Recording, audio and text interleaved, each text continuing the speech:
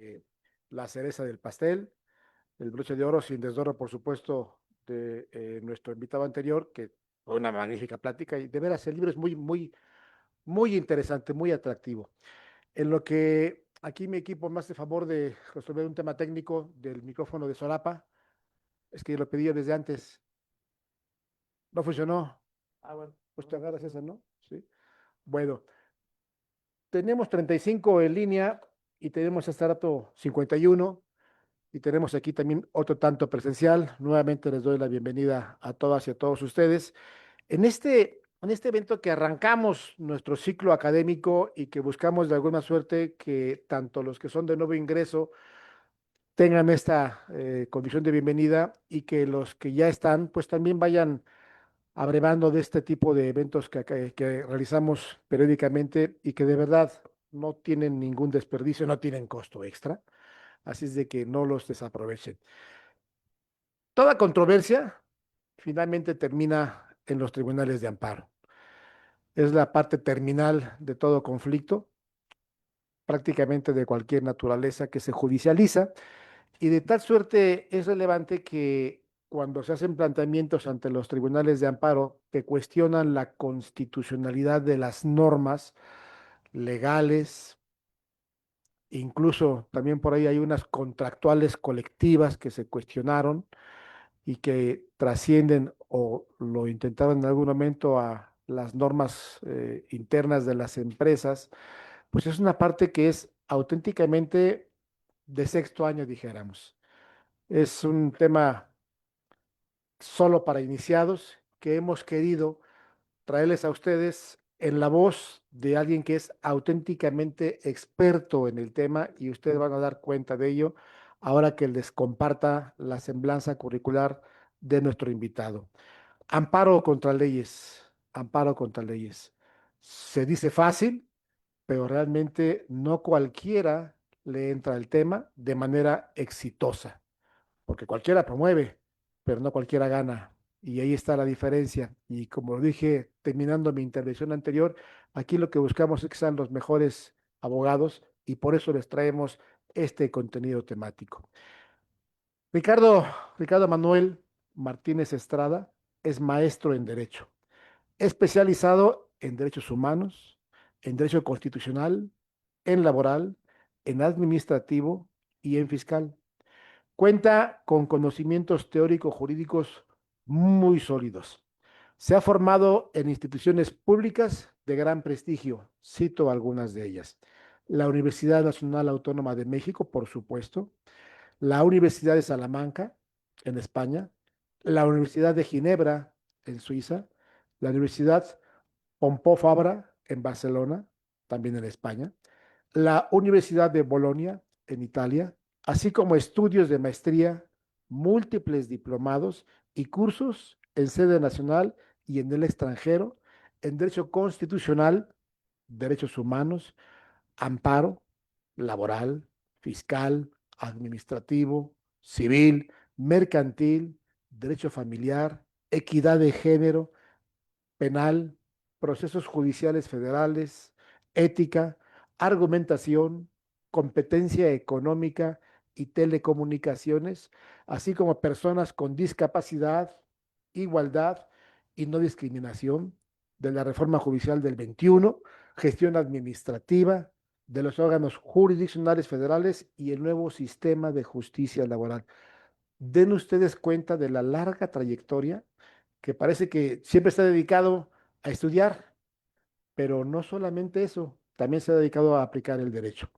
En el ámbito profesional, se ha desempeñado en diversos escaños en el Poder Judicial de la Federal por más de 27 años, siendo desde secretario de Estudio y Cuenta en la Suprema Corte de Justicia de la Nación y recorrió en su carrera judicial desde oficial secretario, desde oficial, actuario, secretario de juzgado de distrito, secretario de tribunal colegiado, juez de distrito mixto en el estado de Morelos y juez de distrito en materia de trabajo en la Ciudad de México. Y finalmente, desde enero del 2023 hasta el 31 de agosto de hace unos días, el mes pasado, fue magistrado de circuito en materia de trabajo en esta Ciudad de México. Yo he tenido privilegio de tener asuntos propios en su tribunal, en los diferentes tribunales colegiados que ha estado en la Ciudad de México, que no ha sido solamente uno, y la verdad es que sus resoluciones siempre han sido pulcras, éticas, llenas de juridicidad, plasmadas de conocimiento amplio. Lo digo no porque esté presente, sino porque además ya no es magistrado, así es de que no pasa nada, ¿no? Ya no me puede resolver en contra. Magistrado en retiro, en retiro. Sí, no, no es magistrado en funciones. Suena bonita la Sí, palabra en pero la retiro. verdad de las cosas es que sí, es alguien a quien yo tengo una profunda admiración. Él es muy joven, como ustedes lo observan, pero la verdad es que tiene una enorme cultura jurídica. Cada que he tenido la oportunidad de conversar con él y que hablamos de temas de derecho, es una lumbrera, yo le aprendo mucho, le aprendo permanentemente y sin duda el día de hoy va a ser también la ocasión en que podremos todos aprender de él. Así es de que sin más, voy a dar la intervención a nuestro invitado. Quiero reiterar que también está con nosotros, no te la presenté, perdón, la maestra Magdalena Rodríguez Espinosa, que es la abogada general del instituto, que también participa aquí, y me acompaña también la maestra Sandra Chávez, que es también mi coordinadora general en el despacho, junto con Ricardo Aceves, que ya no está conmigo, allá él sabrá, ¿verdad? Pero no, es un buen amigo. Muy bien, pues bueno, entonces damos la intervención a nuestro queridísimo amigo magistrado en retiro, por supuesto que sí, Ricardo Manuel Martínez Estrada. Ricardo, gracias, bienvenido, te agradezco mucho tu presencia, tu aportación, muy amable, muy reconocido. Adelante, por favor. Muchísimas gracias por la invitación, Gilberto, y el cariño es mutuo. El, el tema que vamos a tratar es algo que está muy mezclado con el tema de lo que hemos advertido varios miembros del Poder Judicial de la Federación o exmiembros del Poder Judicial. Aquí hace unos momentos habló Rafael Coyo Cetina, que también fue compañero mío en la Corte. Él continúa todavía, entiendo, ¿Sí? ¿Ya en ratificado? la Secretaría Ratificado. General de Acuerdos de la Suprema Corte de Justicia de la Nación en la nueva integración. Y seguramente les dio una plática muy profunda y buena.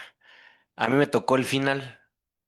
Generalmente cuando somos los últimos, la gente ya está cansada, ya van a dar las 3 de la tarde, las 2, no, 1:30, y a las 3 de la tarde entendí que esto terminaba. Entonces voy a tratar de ser más concreto de lo que ya tenía planeado exponerles y hacerles más amena el final de las conferencias o clases que han tenido el día de hoy. Este tema, y ahorita que estaba hablando Gilberto en relación con los contratos colectivos, entiendo que este instituto se especializa Laboral. en esta materia. Es muy interesante porque en las últimas sentencias que emitimos en el tribunal como integrante, analizamos la regularidad constitucional de normas de contratos colectivos. Esto a través de la figura alemana en donde se advierte que los particulares también pueden violar derechos humanos. O sea, nosotros no solamente nos circunscribimos a analizar las normas que crea el legislador, que es un ente público, es un poder, sino también las normas que producen los propios particulares que llegan a tener ciertas facultades de poder frente a la sociedad o frente a un grupo de la sociedad. El tema de los sindicatos es muy interesante y la negociación colectiva lo es más. En ese asunto en particular, se regulaban las integraciones de las comisiones mixtas y los derechos que tienen los sindicatos mayoritarios sobre los minoritarios. Evidentemente es muy clara que un sindicato mayoritario que tiene una legitimidad de representación dentro de los trabajadores y frente al patrón, tiene que tener mejores beneficios. La Organización Internacional del Trabajo lo reconoce así en sus ordenamientos y en sus opiniones consultivas, en sus resoluciones. La Corte Interamericana, la Corte Mexicana ha hablado de estos temas. Pero también es verdad que circunscribir todos estos derechos únicamente al sindicato mayoritario repercute necesariamente en la pluralidad sindical. Porque si solamente el sindicato mayoritario, por citar un ejemplo de los que analizamos, tiene la facultad para proponer personas para crecer dentro de la empresa a través del sistema escalofonario, pues inhibe a que otros trabajadores quieran incorporarse a los sindicatos minoritarios. ¿Para qué me voy a incorporar a un sindicato que no va a tener una proyección profesional, ¿no? Y ahí le podemos agregar más temas de beneficios a los sindicatos mayoritarios, pero en concreto este, ¿no? El que me acuerdo ahorita. Este tema no lo traía planeado, pero ahorita que comentó Gil, me surgió a la mente esta resolución que dictamos, que dicho sea de paso, fue estudiada con mucho detenimiento. Pienso yo que dentro de las funciones de magistrado federal fue la más difícil, porque estábamos frente a un ente estatal bastante importante dentro del Estado mexicano. Ya no estoy, ¿verdad? ¿Ya puedo hablar? Sí, claro. Pemex. El sindicato de Pemex es uno de los más fuertes que existen todavía en la actualidad en el Estado mexicano, por las cuestiones económicas que maneja y por la empresa a la que se encuentra adscrito. Un sindicato minoritario, si no mal recuerdo, eran como 30 miembros, venía a pelear esos beneficios que tenía el sindicato mayoritario, entre otros lo del escalafón, ¿no? Entonces sí, nos fueron a ver varias veces los abogados de Pemex. Curiosamente, los abogados del sindicato no iban porque estaban precisamente en Campeche, si no mal recuerdo. Entonces los traslados a la Ciudad de México, pues no todo el mundo se los puede sufragar si no tenían precisamente también un tema de cuotas, Claro. ¿no? Entonces, eh, los abogados de Pemex muy respetuosos, las abogadas que nos fueron a ver. Ya al final, en una ocasión me las volví a encontrar ahí en San Lázaro, porque yo caminaba con mis secretarios, y me ve y me dice, oiga, ya tenemos otro asunto con usted. Le digo, ya lo estudié. Y le digo, y ahora usted sí tiene la razón. Y me dice, ay, magistrado, qué palazo nos metió. Y le decían, bueno, estos son temas objetivos, ¿no? Nosotros tenemos que defender, o, bueno, el Poder Judicial de la Federación tiene que defender los derechos humanos. Y los derechos humanos de la clase trabajadora todavía tienen más peso dentro de la Constitución. Todo el mundo sabe de la del 17, qué derechos fueron los que se consagraron a nivel constitucional frente a jurisdicciones o frente a sistemas normativos donde nunca se les había ocurrido meter derechos sociales en la Constitución, ¿no? Hablamos de las constituciones europeas y la norteamericana fundamentalmente, donde nace el constitucionalismo moderno. Entonces, imagínense ustedes hablar de derechos humanos y luego hablar de derechos humanos de la clase trabajadora en nuestro sistema jurídico, pues tiene un componente histórico y de magnitud alta en relación con estos derechos humanos. Entonces yo le decía a la, a la abogada, le digo, bueno, pues ustedes tienen la revisión. De hecho, yo quería que ese asunto se fuera en revisión a la Corte de Amparo Directo en revisión para que la Corte ya nos diera lineamientos, porque estos asuntos se empezaron a ventilar en los nuevos tribunales federales de oralidad y empezaron a ser ya más recurrentes. O sea, esta apertura de la jurisdicción de la materia laboral fue muy importante para el sistema jurídico mexicano porque ya tenías a gente de primera analizando estos temas fundamentales de derechos humanos. Entonces ya es cada vez más recurrente en los tribunales federales que estos temas se toman. Entonces a mí sí me interesaba mucho que llegara este tema a la corte, pero ¿qué crees que pasó, Gil? Cambió todo. Fue extemporánea la presentación del recurso. Y yo, ¿pero cómo?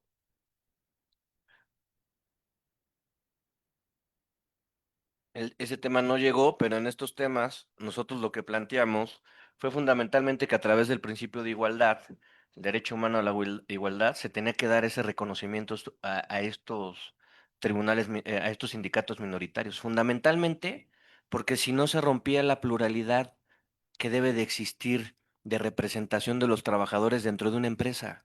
Vuelvo a insistir, si solamente un sindicato, el mayoritario, tiene derecho por el tema, por ejemplo, del escalafón, o a tener una sede dentro de la empresa para poder trabajar y atender a los trabajadores, tener comisiones sindicales para poder integrar los cuerpos de representación de los sindicatos.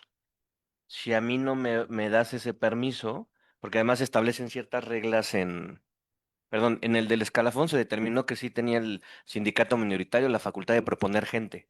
Se hablaba del desequilibrio, de cómo le ibas a dar esa facultad a un sindicato minoritario no representativo. Se iba a excluir a los que estaban en el mayoritario, no, porque los trabajadores actúan en un plano de igualdad. Lo único que hace el sindicato frente a la empresa es proponerle a la persona para que ella compita con los demás a través de los requisitos que se establecen, ¿no? Cursos, edades, antigüedades en la empresa y más. Entonces se le dio esa posibilidad a ese sindicato, se le dio también la posibilidad de integrar esos cuerpos de representación con comisión. Porque los trabajadores que integraban este minoritario decían es que yo no puedo actuar en defensa de mis agremiados, ni agremiar a más, o sea, estar haciendo grilla frente a los demás para incorporarse, si no tengo el permiso. O sea, si yo tengo que trabajar todavía al día de hoy 48 horas, ¿en qué momento me voy a dedicar a la protección? Entonces, esa sentencia dentro de mi carrera judicial en materia laboral, pienso yo que fue importante por los tratados internacionales que citamos, fundamentalmente los cuerpos normativos de la OIT, precedentes de la Corte Interamericana y también de la Corte que ya había tratado. Un tema que sí no lo otorgamos al minoritario, porque así lo establece la Constitución y la ley, y así lo ha dicho la Corte Suprema, la propia OIT, es el tema de la negociación colectiva. En ese tema sí no podíamos nosotros incorporar al sindicato minoritario porque una de las reglas fundamentales de la negociación colectiva es la representatividad. Entonces, si no tienes esa constancia de representatividad y mayoría de los intereses de los trabajadores, pues no lo puedes plantear en la negociación colectiva, ¿no? Frente al patrón tiene que estar el sindicato con la mayor legitimidad frente a los trabajadores. Entonces, ahí sí ya en ese tema no les concedimos el amparo en esa parte, pero en los demás en donde nosotros advertíamos que sí tenían que ingresar a esos derechos para poder ampliar su espectro de influencia en la empresa y de sus propios agremiados y que más personas se quisieran agremiar, lo hicimos de esa forma. Un tema interesante que tuvimos ahí fue de cómo se iban a integrar estas comisiones por parte de ellos, porque existen reglas en las empresas, ¿no? Una regla que recuerdo de los reglamentos de Pemex decía que los sindicatos no podían mandar dentro del área donde trabajaran, voy a decir, si habían 10 en el área jurídica, no podían irse pues la mitad, ¿verdad? En comisión, porque haces inservible a la empresa, Claro. ¿no? Entonces, esas reglas de porcentajes, la verdad es que no encontré la solución y le regresé jurisdicción a la juez para que buscara esas fórmulas, ¿no? Yo siempre partí de la idea, y ahorita voy a entrar al tema que quería compartir con ustedes, de que los tribunales federales no son tribunales ordinarios. Los tribunales federales, salvo los especializados en cierta materia, que tienen competencia mixta, como yo la tuve en Cuernavaca, donde además de tener la jurisdicción constitucional y de protección de derechos humanos, detentaba la potestad civil y penal fundamentalmente, ¿no? Procesos judiciales penales, delitos de delincuencia organizada, narcotráfico, secuestro, que son los de alto impacto, o procesos civiles. Esa parte sí no me gustaba porque no estudié jurisdicción constitucional para ser cobrador de pagarés, pero bueno, también aprendí. Y el tema ahí lo interesante eran las quiebras, ¿no? Que después se especializaron unos tribunales para ese tema. Entonces, tenemos que llevarnos en nuestras mentes, entiendo que todos ustedes vienen a estudios de posgrado, ¿hay alguien que no? Que venga de licenciatura, porque aquí veo gente muy joven. ¿Tú qué edad tienes, perdón? ¿Estás en posgrado o en licenciatura? Ah, mira, muy joven. Claro, son abogados jóvenes los mejores abogados de hoy y del mañana. Entonces, lo que me gustaría con esta plática es que ustedes se llevaran a la mente que en los tribunales de la federación, fundamentalmente su legitimación dentro del sistema es concebirlos como tribunales constitucionales y tribunales de protección de derechos humanos. Cuando suban esas jurisdicciones, planteen estos temas de derechos humanos, planteen estos temas de constitucionalidad para que puedan hacer ahora los nuevos miembros estos pronunciamientos que son fundamentales en la vida de todos. Entender la jurisdicción constitucional de los tribunales federales es entender todo el andamiaje institucional en el Estado mexicano. Últimamente hemos tenido un ataque muy fuerte a los tribunales de la Federación y no solamente aquí en México, eso se está repitiendo, por ejemplo, en Estados Unidos, se repitió en Israel cuando vinieron unas reformas que quería implementar Netanyahu para aniquilar esas facultades de control frente al poder. ¿Por qué al poder le molesta que los tribunales constitucionales verifiquen su actuación? Y voy a citar algo que está muy de moda en la prensa, que son las órdenes ejecutivas de Trump contra los migrantes. Ahorita recuerdo una rápida en donde Trump, al no tener las mayorías o no quererse meter al procedimiento de reforma a la Constitución, mediante una orden ejecutiva, derriba el derecho de la nacionalidad por territorio. Sí lo han escuchado, ¿verdad? Esto Claro. está, por nacimiento creo que todavía no, lazos de sangre todas se conservan, pero yo recuerdo la de por territorio, ¿no? Entonces, ¿por qué no a Trump se le ocurrió como medida para acabar? ¿Perdón? El mismo, ¿verdad? Ah, claro, es migrante. Es migrante, claro, alemán, pero migrante. Se sienten muy bonitos, ¿verdad? Esos güerillos. Yo me casé con una, carajo. Cuando estudié en Salamanca conocí a la mamá de mis hijos, pero eso es otra historia. El tema es que al poder le molesta el control constitucional de sus actos, la protección de los derechos humanos. ¿Cuántas veces no escuchamos en el gobierno anterior? En este gobierno no lo he escuchado tanto, pero que decían, nos estorban los derechos humanos. ¿Por qué tenemos que cumplir con reglas de acceder a un domicilio con una orden si nosotros sabemos que ahí viven los malos? ¿Por qué tenemos que ir con un juez a solicitarle la medida cautelar para ingresar a un domicilio si nosotros ya sabemos que ahí están los malos? ¿Por qué se caen estas detenciones ilegales de estos personajes si nosotros sabemos que son malos? Digo, hablando de las fiscalías, ¿verdad? Los derechos humanos estorban porque es precisamente el dique que se tiene frente al poder autoritario. Y volviendo a la orden ejecutiva, ¿por qué no a Trump se le ocurrió entonces, mediante esa orden, determinar que los nacidos en territorio estadounidense ya no adquieren la nacionalidad? ¿Qué se advierte cuando tenemos una medida de gobierno y viniendo del Ejecutivo que no se sigue los procesos legislativos de reforma a la Constitución? Se está modificando la Constitución mediante una norma inferior, que es una orden ejecutiva del presidente de ese país, del Poder Ejecutivo, se está modificando la Constitución. Cuando las reglas de reforma a la Constitución precisamente garantizan que las mayorías representadas por, que esas mayorías que son representantes de nosotros puedan reformar derechos fundamentales como el de la nacionalidad, ¿no? Aquí en México también se hicieron estos ejercicios de tratar de que a través de normas inferiores, ya sean órdenes del presidente de la República o del legislador, reformaran la Constitución mediante un procedimiento distinto al que se consagra en la Constitución. Ese procedimiento de reforma a la Constitución es una garantía en sí misma que cuando se emite una norma de esa naturaleza, se viola. Entonces, el tema de los derechos humanos, que es lo que protegemos a través de la jurisdicción constitucional, el control constitucional de la norma, cualquiera que ésta sea, ¿eh? Cuando yo me refiera a normas, ustedes conciban las que produce el legislador, o las que produce el ejecutivo, o las que produce las cámaras, un órgano dentro del Estado que tenga esa potestad normativa, como los extintos estos órganos autónomos que emitían normatividad, o los reglamentos, ¿no? Entonces, hablar de normas es hablar de todo ese cúmulo. El día de hoy me interesa más hablar de las normas que crea el legislador.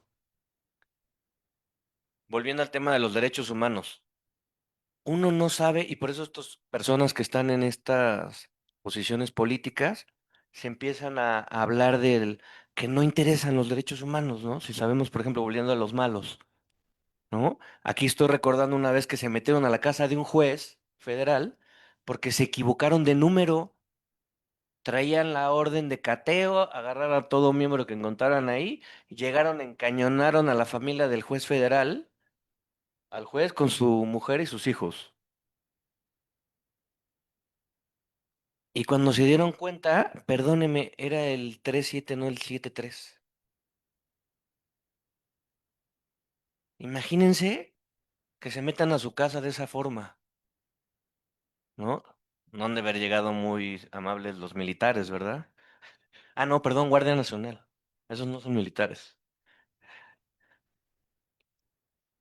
No son militares porque el poder de esos órganos los lleva un civil. Los derechos humanos se les da la importancia hasta que a uno se lo violan, se los violan. Ahí se da cuenta uno de la importancia de los derechos humanos. Yo estoy casi seguro que aquí a todos los que nos encontramos nos ha llegado a parar un policía, fundada o infundadamente, ¿no? A mí me impactó mucho una ocasión que en la carretera yéndose a Querétaro, en un libramiento nuevo que hicieron, estaban federales con sus armas así en los brazos y te paraban para verificar pues no la propiedad, porque no traes la factura, pero sí como verificar si no era un auto robado, ¿no? Digo, el federal fue muy amable, la verdad es que se paró y me dijo, oiga, estamos haciendo un operativo. Pero digo, cuando te para un personaje esos armado y de este tamaño así, ¿no? Mi derecho humano a la libre circulación, ¿no? Y mi libertad, ¿no? Y digo, la verdad es que fue muy amable el sujeto. Me dijo, oiga, estamos haciendo un operativo, molestaría que verificáramos su número de serie y todo. No, pues con esa pistola no, la verdad es que no me molesta nada. Yo todavía no era juez federal, pero ya trabajaba en la corte, ¿no? Me pude muy bien en poner a decirle, oiga, no, porque mi derecho humano y la jurisprudencia, y sí, cómo no. A ver, bájenlo un poquito, a ver, vamos a hablar de sus derechos humanos. Entonces, los derechos humanos, ¿qué es lo que protegen los tribunales de la Federación? Son esenciales dentro del entendimiento de la vida pública de un país. Tú como Estado eres el principal que debe de promover esa protección y que debes de respetarlos a como dé lugar. Si tú, ente estatal, estás entre violar un derecho humano y establecer una política pública que te interesa, te tienes que inclinar por la protección del derecho humano. Así lo dice la Constitución, bajo los principios del artículo primero de la Constitución. Entonces, ¿cómo entendemos el control constitucionalidad de las leyes o de las normas en general? Tenemos que tener presentes varios principios y voy a tratar de retomar sus clases de derecho y de historia y de instituciones políticas. En el siglo XIX, cuando derrocan los símbolos de poder como eran los reyes, el Parlamento es el órgano que se crea en los teóricos y en la práctica para que fueran los más poderosos dentro de la estructura estatal. Para disminuir los poderes de los reyes absolutos, el Parlamento, que era la representación democrática en un principio de la clase burguesa y más adelante del pueblo, adquieren un peso fundamental. Por eso las ideas de Montesquieu cuando leíamos o escuchábamos las referencias bibliográficas, ¿no? Al juez únicamente le corresponde decir lo que dice la ley, porque la ley es el producto de la representación democrática más importante dentro del Estado. Entonces, tú, juez, solamente repite lo que dice el legislador, ¿no? La idea del juez decimonónico de que solamente expresas lo que es la voluntad popular, en ese entonces la voluntad ciudadana, a través del Parlamento. Y así se llevó muchos años, ¿no? Se crearon los códigos, se codificó el derecho, fue un movimiento muy importante dentro de las sociedades democráticas, hasta que los europeos, y digo los europeos porque en México, una vez instituida la Constitución del 57 y de las facultades de la Corte, un poco emulando a los norteamericanos, ahí lo importante de nuestros teóricos y de esa época es que muchos estudiaban en Estados Unidos y también en Europa, ¿no? De los ministros de la Corte. Entonces ya ejercíamos control constitucional en México desde el 1857 que se crea la figura de la fórmula Autero y todo esto, y los europeos llegaron muchos años después, ¿no? Entonces voy a retomar eso, pero para la idea de que ustedes se centren en los tribunales constitucionales, que es lo que tenemos en México, una corte constitucional, llamada Super Corte de Justicia, pero que ejerce fundamentalmente esas facultades. Entonces, cuando se cae esa idea del juez decimonónico y de que el Parlamento o los congresos, como el que tenemos nosotros, eran dentro del sistema, aunque aquí en México es distinto, ¿verdad? Porque el sistema presidencial siempre ha sido muy fuerte, pero bueno, institucionalmente, el órgano de representación política en México es el Congreso de la Unión, porque representa la voluntad popular, están nuestros representantes, nosotros los elegimos bajo un sistema democrático, todo estoy hablando de la Constitución, ¿eh? Todo en la Constitución, vamos a hablar aquí de Constitución, no de realidades. Entonces, todos esos órganos de representación política tienen un componente que ningún órgano del Estado tiene, que es la legitimidad democrática. ¿De dónde deriva la legitimidad democrática? Al ser representantes del pueblo, ¿va? Esa idea quiero que la conserven. Entonces, ¿qué es lo primero que se plantea cuando se crean los modelos de control constitucional? Y estos movimientos vienen más fuertes en Europa cuando ven que a través de leyes y a través del Parlamento, que se sentía que era el órgano más importante dentro del Estado, empiezan a exterminar gente, por ejemplo, los nazis, ¿no?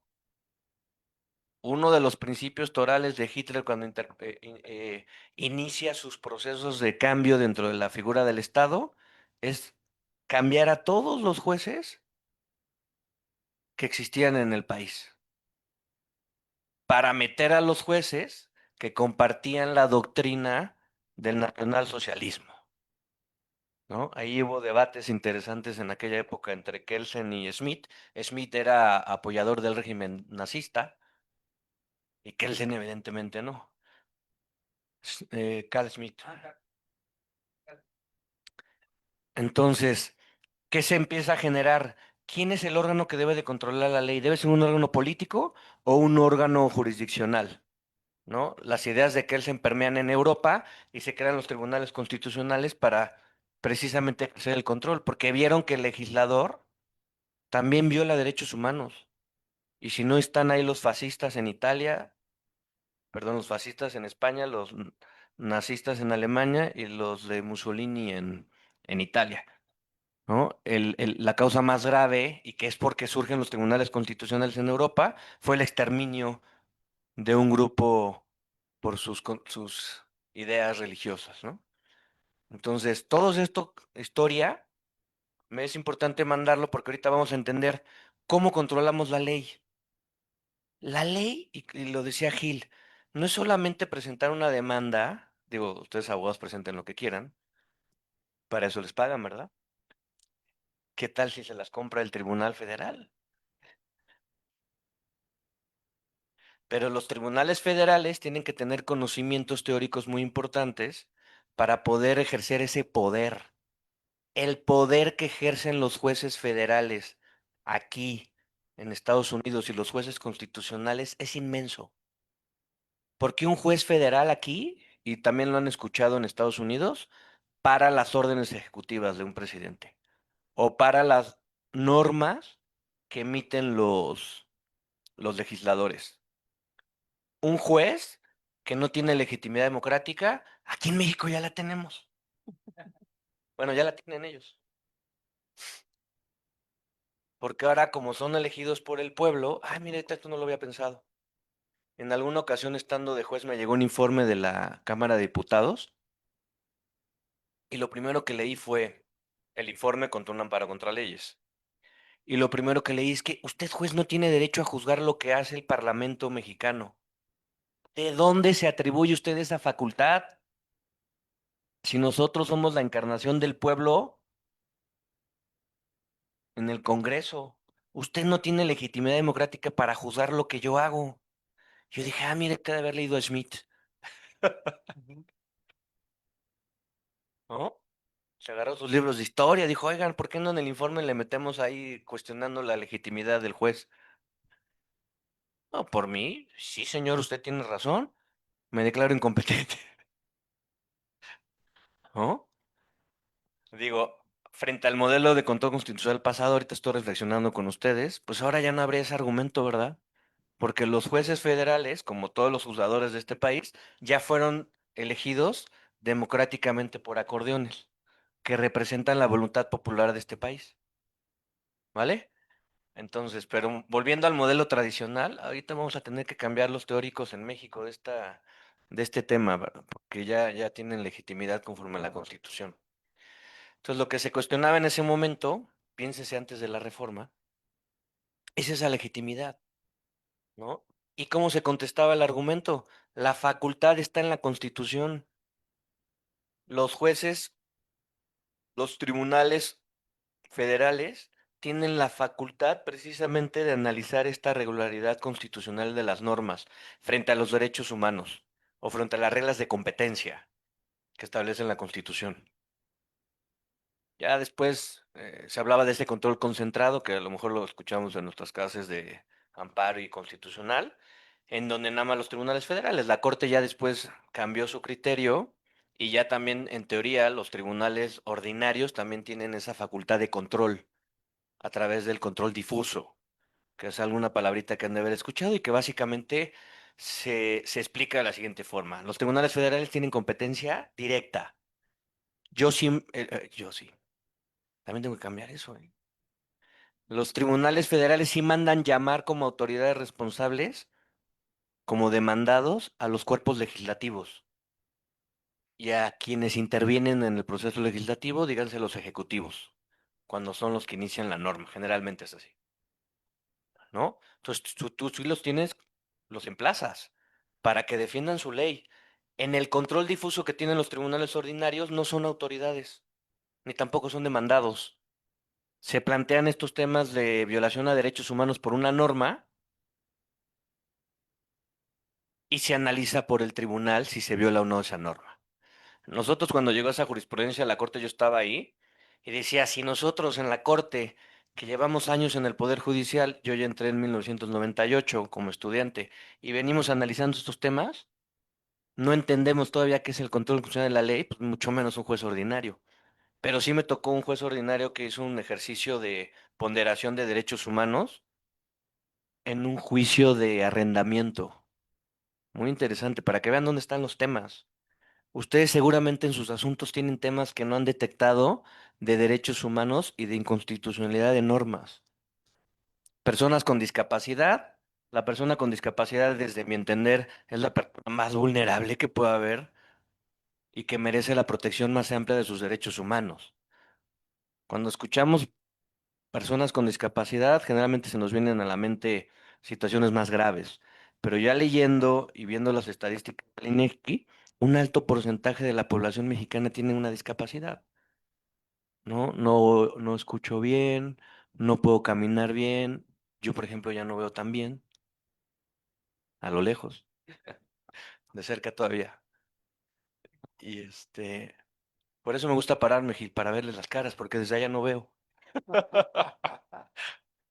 Entonces, en un juicio de arrendamiento se planteó un tema de derechos humanos que la Corte Mexicana resolvió, que fue de los más importantes. Era un tema de cobro de cuotas condominales. Y si ustedes estudian la ley condominal, porque uno de los deportes favoritos en México es el incumplimiento de la norma, ¿no? ¿Por qué voy a pagar yo la cuota condominal? A mí que me interesa que me abra la puerta el del poli, ¿no? Yo me bajo y lo... Incumplimiento. La ley dice que tu asamblea, que es el órgano de representación más importante, fíjense cómo analizamos, digo analizamos porque yo hice ese proyecto. Analizamos la, la decisión de una asamblea de condóminos frente a una persona con discapacidad que tenía esclerosis múltiple, que la esclerosis múltiple es para que los que no sepan, yo me enteré ahí, en ese asunto cuando me puse a estudiar, te deja ciego y te va dejando paralítico poco a poco. Entonces la señora ya no veía no muy bien, estaba en silla de ruedas, en un en un condominio como de 4 o 5 departamentos creo que eran. Entonces, ¿por qué no la asamblea se reunió y dijo, oye, es que ese departamento no paga las cuotas? Oye, pero es que la ley nos da la facultad para quitarle servicios que se pagan con las cuotas. Pues, ¿como cuáles? El elevador. Quítale el elevador. ¿Qué más le podemos quitar a la señora? La luz de que está afuera de cuando abre su puerta. La norma sí dice que el agua no se puede suspender, ¿no? Porque se considera un bien esencial. Ahí viene el tema que desarrollamos en ese asunto.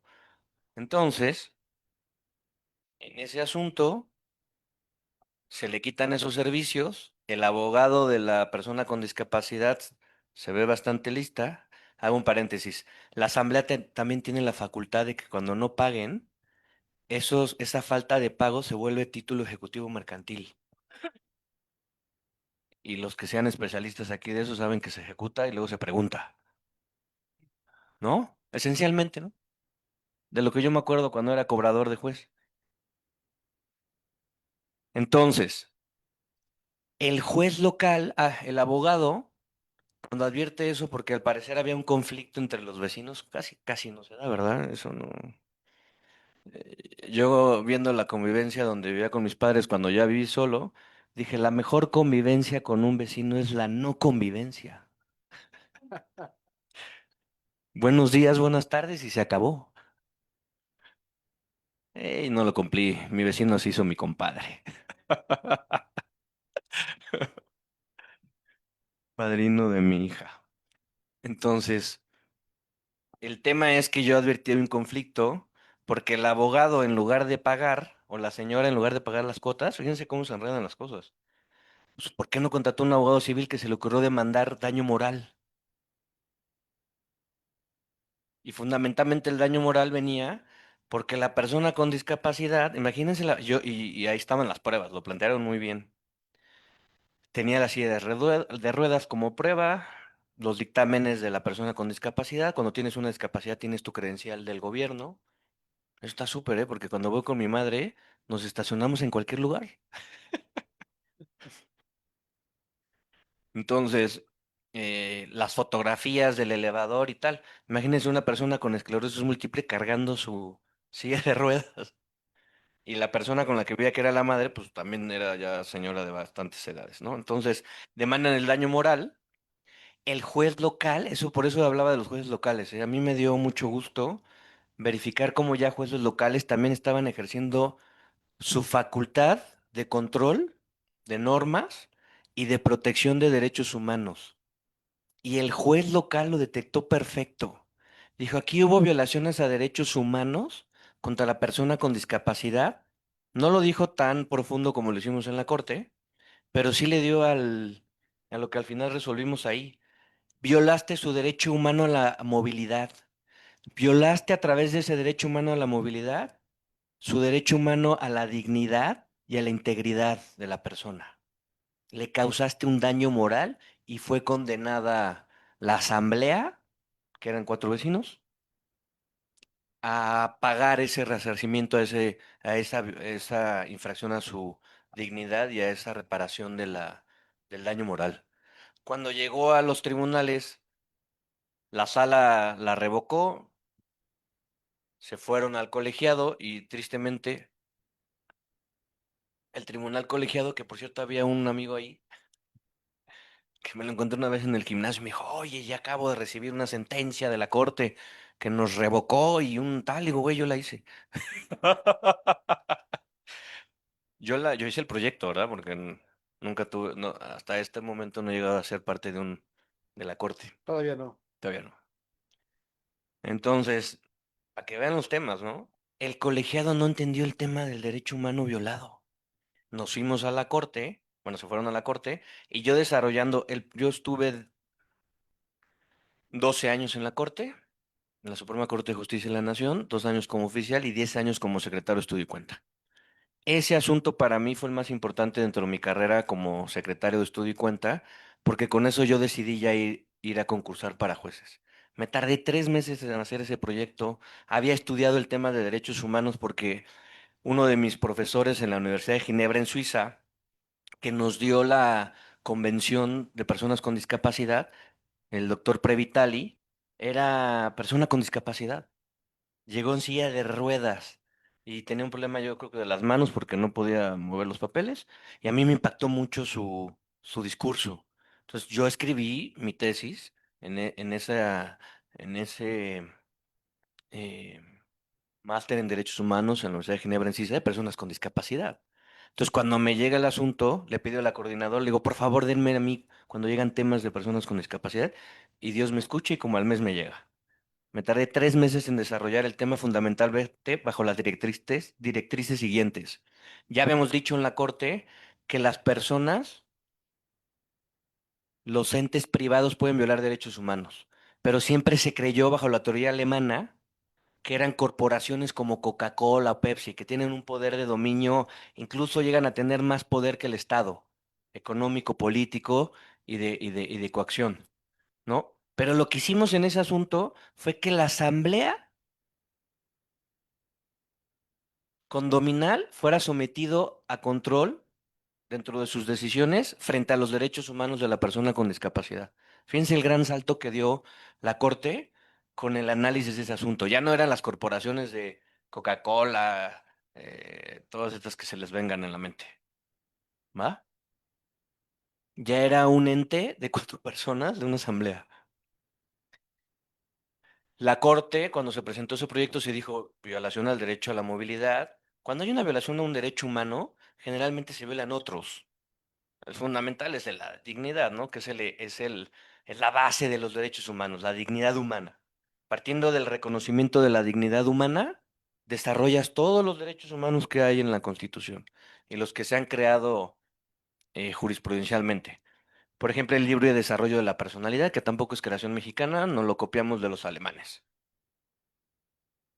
¿Se acuerdan de ese derecho de libre desarrollo, no? ¿Quién se acuerda? ¿Qué se dijo ahí?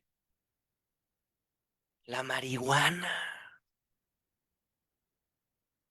El libre desarrollo de la personalidad fue el fundamento de creación jurisprudencial para desarrollar el derecho humano al porro. Sí, se sigue siendo porro, ¿no? Los jóvenes ya como que hicieron así de... Ah, yo estudié en la Facultad de Derecho de la UNAM y había muchos porros ahí en las islas, ¿verdad? Claro, ahí vendían. Y siguen, sí, dicen por ahí. Entonces, en esa sentencia se dijo se violó el derecho a la movilidad, a la accesibilidad, se desarrollaron derechos humanos de contenido convencional, porque esos derechos humanos, si bien es cierto, se hablaba de las personas, se habla en la Constitución de personas con discapacidad y de su protección, no se desarrollan los derechos humanos, ni se mencionan. Tuvimos que acudir a normas internacionales que México firmó esos tratados, fundamentalmente la Convención Internacional para la Protección de los Derechos Humanos de las Personas con Discapacidad, para resolver el asunto en sede nacional. Recuerden ustedes también la reforma constitucional que hubo del reconocimiento de los tratados internacionales de derechos humanos, que son norma vinculante, y después la Corte dijo que eran parámetro de control sobre normas y actos. Entonces, yo en ese proyecto también metí el parámetro para que fuera condenado a la reparación del daño moral, que era el origen de toda esta historia. Evidentemente hubo una intención de daño, porque si eran 4 vecinos más, ella era la quinta, pues evidentemente saben que era una persona con discapacidad. O sea, no había manera de saber si ahí cuando entraban nos enseñaron las fotos, venían en las pruebas, cuando entraban al estacionamiento y se veía luego la camioneta de la señora con las placas de persona con discapacidad, ¿no? Y siendo vecinos de muchos años, pues, esa parte no la logramos. Me pidieron eliminar la parte de la condena al daño moral. Sí se determinó que hubo violación a derechos humanos, pero la consecuencia inmediata que le interesaba al abogado y seguramente a la persona era la reparación del daño moral. Ahí fundamentalmente por un argumento de un ministro que nunca voy a decir su nombre, ¿Sí, no?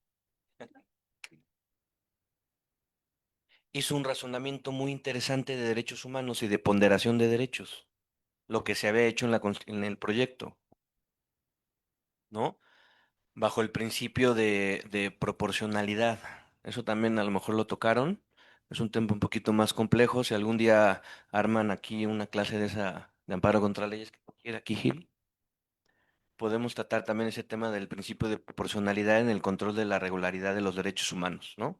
De la ponderación y todos estos temas. Pero bueno, ahí el argumento fundamental del ministro y que convenció a los demás es, pero ¿cómo vamos a condenar a daño moral a la Asamblea? Yo vivo en un condominio. Si la Asamblea llega a adoptar una cuestión similar, ¿me van a condenar a mí? aunque no haya votado por la misma razón. Digo, el señor ministro debe haber vivido en esos conjuntos, ¿no?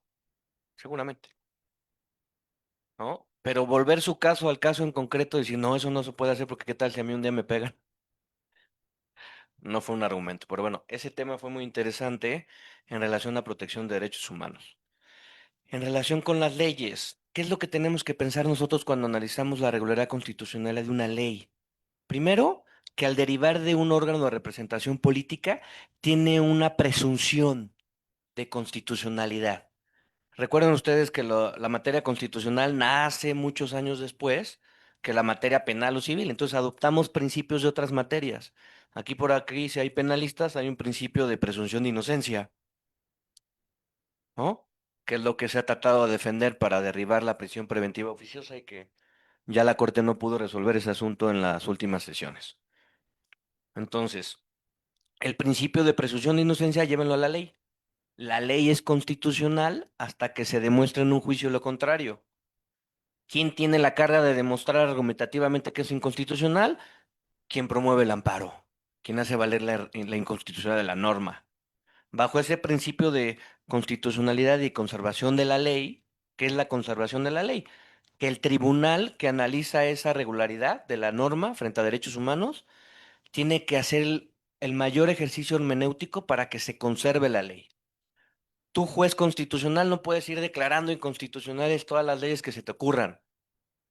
Debes de tener argumentos muy sólidos y debe de haber una evidencia tajante, que no quepa duda, de que la norma es violatoria de derechos humanos y por tanto inconstitucional. Por eso ustedes advierten que en acciones, que a lo mejor los vieron como medios de control constitucional, acciones y controversias constitucionales, se exigen mayorías calificadas para las votaciones. Ahora que estaba leyendo, precisamente viniendo hacia acá, porque antes de la reforma, que eran 11, se necesitaban 8 votos para derrotar esa presunción de constitucionalidad. Ahora se requieren 6 votos de 9. Ahí es interesante viendo lo de la votación y de los efectos, porque hablando rápido de medios de control, controversias, acciones son las únicas que expulsan la norma inconstitucional con efectos generales. ¿Se acuerdan de eso? Solamente esos medios. En amparo, y ahí fue muy inteligente Otero, esa fórmula Otero trató de derribar los problemas que se suscitaban en la época. ¿Cómo la Corte Suprema va a declarar inconstitucional las normas del Congreso? Y para evitarnos esos conflictos entre la Corte y el Congreso, y fundamentalmente el Poder Ejecutivo, que era el que eh, en los hechos emitía las normas, ¿no? Porque cuando mandaban sus iniciativas, pues todas se aprueban, ¿verdad? Eso es un trámite administrativo. Estoy hablando de la época de hace 2 siglos, ¿eh? Nada Por de si hay que- algún legislador aquí no se vaya a ofender. Entonces, se requieren mayorías calificadas. Pero Otero, ¿qué ideó? Fíjense el gran personaje que se ideó esto, que Kelsen no tuvo ese alcance para lograrlo. Lo que hizo Kelsen, perdón, la relatividad de las sentencias. Cuando uno analiza desde el aspecto teórico constitucional, advertimos que nuestro amparo contra leyes que lo hemos defendido durante siglos no es realmente un medio de control constitucional puro. Y no es un control constitucional de la norma, porque lo que hace la fórmula Otero en los hechos es inaplicar la norma para el caso en concreto. La riqueza del control constitucional de la ley es anular la ley con efectos generales. Eso es el control. Ah, si tú lo anulas nada más para la persona, entonces lo único que existe en ese juicio es en aplicársela al que te lo solicitó. Eso se trató de modificar con las reformas a la ley de amparo y la Constitución de las últimas, en donde se reconocieron derechos colectivos, se reconoció ya por la jurisprudencia de la Corte que hay declaratorias de inconstitucionalidad que necesariamente benefician a toda la población, ¿no? Cuando hablamos de los derechos difusos, fundamentalmente ambientales, ¿no? Hay jurisprudencia de la Corte que dice, oye, si una norma viola un manglar o un aspecto fundamental, el agua o tal, pues evidentemente cuando separa esa violación a ese derecho humano mediante la cancelación de una obra pública, pues no solamente va a beneficiar a los que promovieron el amparo, ¿verdad? Necesariamente los efectos se expanden a toda la comunidad y a todo el país y a todo el que pase por ahí, ¿no? Entonces, la fórmula Otero fue genial, ¿no? Pero realmente no era un control constitucional de la norma puro, porque si la dejas viva para todos, pero solamente para el que la promueve, pues eso se asemeja más a una inaplicación de la norma por violación a un derecho humano. Entonces, cuando ustedes advierten ese medio de control, piensen principio de conservación de la ley, ya les dije que es, tú interpretas todo lo que puedas argumentativamente hablando, ahí viene el tema de la interpretación conforme a la Constitución, que seguramente también ya la escucharon, ¿no? Cuando tú estás analizando la regularidad constitucional de una norma, trata de interpretarla conforme al derecho humano que se considera violado. Ahorita voy a entrar en ese tema porque ahí puede haber excesos en la interpretación, porque tácitamente se modifica la voluntad legislativa y te vuelves legislador. La idea de Kelsen era del legislador negativo, eso también se usó en la doctrina. ¿Por qué eres un legislador negativo? Porque yo no creo norma, no tengo la legitimidad democrática. Yo lo único que hago es declararla inválida, inconstitucional, y expulsarla del ordenamiento jurídico. Por eso se le dice legislador negativo. Legislador positivo es el que sí crea la disposición normativa a través del principio de legitimidad democrática. Gil, tú me vas diciendo, ¿eh? Más Porque bien, a las 3 todo el mundo queremos ir a comer. puede ser.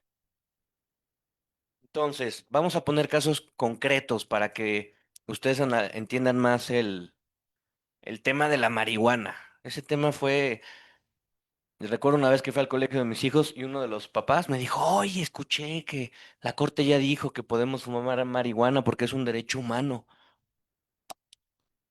Él es administrador, muy bueno, por cierto. Le dije, sí, carnal. ¿Y cómo le hago? Pues un amparito. Yo estando de juez en Morelos me llegaron varios amparos de esos cuando... Pero ahí me llamó la atención que se crearon como una asociación de fumadores. Y en Morelos tenemos bueno, ya no vivo allá, pero había un problema, bueno, existe el problema de un grupo criminal que se llaman Los Rojos, que se pelean con los Guerreros Unidos. Yo ni sabía hasta que llegué a vivir allá. Ah, no, hasta que los empecé a dictar autos de formal prisión y todo eso. Ahí me enteré. Unos malos, malos, malos, ¿no?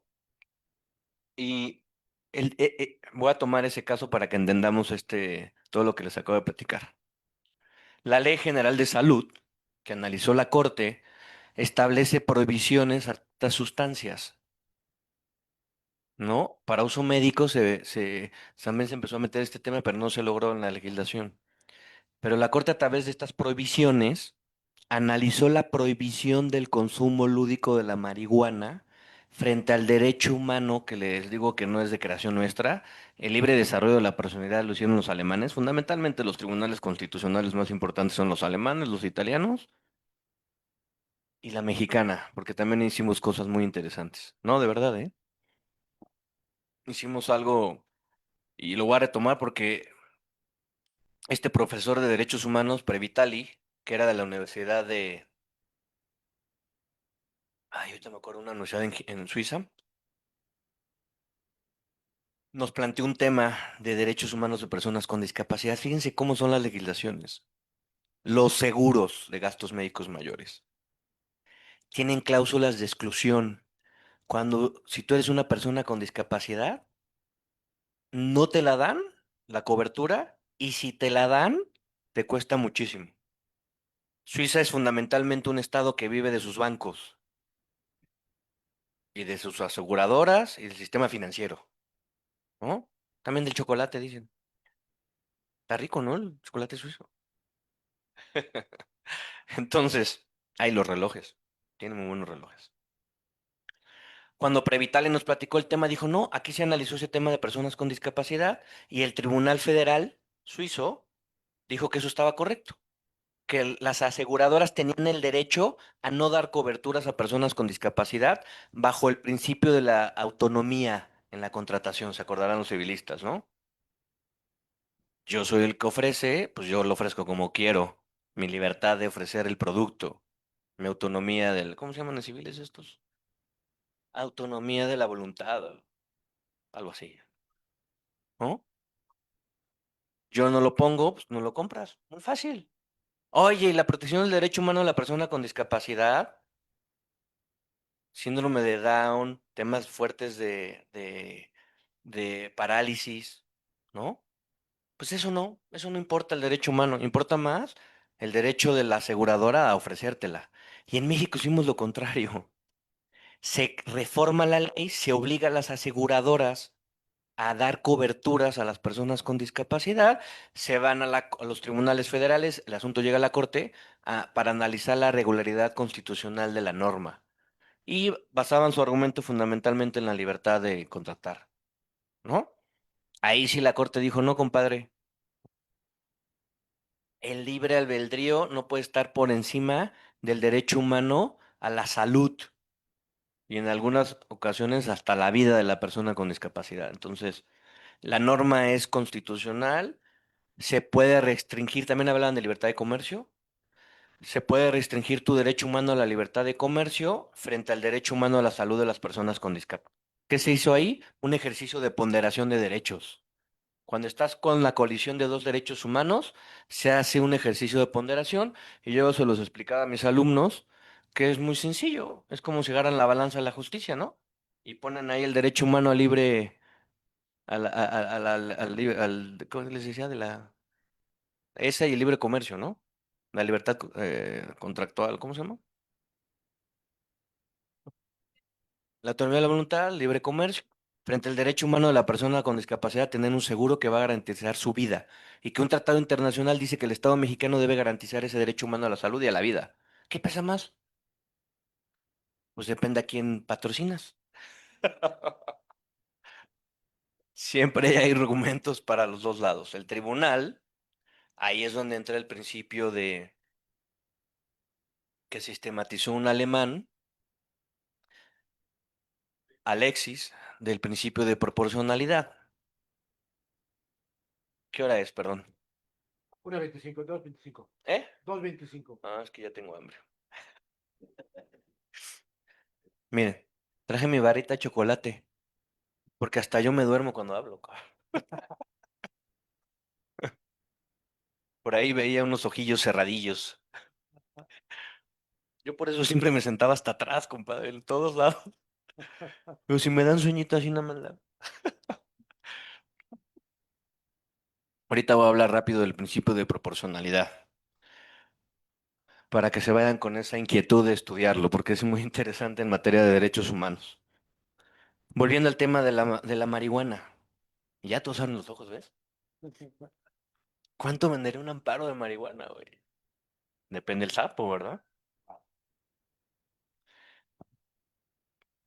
La prohibición absoluta del no consumo lúdico de la marihuana. Desarrollo, frente al derecho humano de libre desarrollo de la personalidad. La Corte dijo, el libre desarrollo de la personalidad implica que el Estado no puede incidir en lo que tú quieres y piensas como ser humano. Fíjense qué profundo fue esa sentencia, léanla. Tiene temas muy... Y bueno, ni siquiera tienen que leer la sentencia, con que bajen las tesis. Uso lúdico de la marihuana se van a divertir y van a aprender mucho de derechos humanos y de ponderación.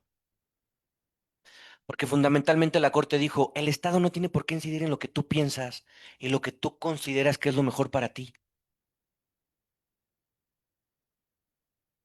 El Estado, como ente, no puede interferir en las decisiones más íntimas que tienen las personas. La manera en la que te concibes, la manera en la que te proyectas hacia los demás, ¿no? Por ejemplo, a mi hijo le encanta el cabello largo, y a mí me encanta, porque a mí nunca me dejaron tenerlo. ¿No? Y que usa camisas negras y que toca la guitarra, eso es su decisión. El piercing, el arete, el tatuaje. Ahora ya es más común ver a personas tatuadas y a mujeres.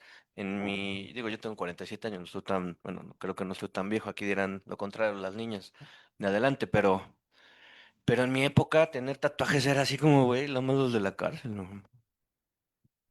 Y ahorita ya todo el mundo trae. Entonces, la manera en la que tú proyectas tu vida y lo que quieres para ti, ahí el Estado no puede entrar a regular. No, es que es un tema de salud. Nos preocupamos por tu salud. Y porque nos preocupamos por tu salud, no puedes fumar marihuana. Si te agarramos, compadre, bote. Ah, bueno, ya después se reformó las leyes y si traes uno o dos cigarritos. Pa' ti, pa' tu brody. Y los vapeadores. Porque debe ser triste echarse un cigarrito en un brody, ¿no? Si no, ¿de qué te ríes? Por ahí cuentan, ¿eh? Yo no sé nada.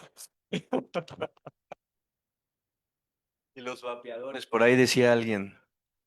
"Mm, yo creo que ese tema de los vapeadores todavía es más inconstitucional que nada. Porque ahí la Corte, cuando analizó esa esfera de libertad que tú tienes, luego analizó la norma para determinar qué es lo que está protegiendo la ley. Ahí va el principio de proporcionalidad, fíjense qué bueno toca el tema. ¿Cuál es la finalidad que persigue la norma? ¿Busca un fin legítimo? Cuando nosotros estamos frente a un tema de ponderación, frente a una restricción a un derecho humano que ya lo identifique, tu esfera de libre desarrollo de la personalidad, frente a una norma prohibitiva, lo primero que tenemos que hacer es, ¿qué fin persigue la norma? Eso es una de las etapas del principio de proporcionalidad, ¿no? Yo, la verdad, ya llevaba varios años trabajando en la corte. Hemos visto más o menos estos temas. No lo entendí tan claramente hasta que fui a la Universidad Pompeu Fabra y un español que era vaciadísimo nos dijo un ejemplo que cuando nos explicó la teoría de la mosca, dije, ah, huevo, ya lo entendí. Nunca se me va a olvidar y se los voy a compartir, ¿va?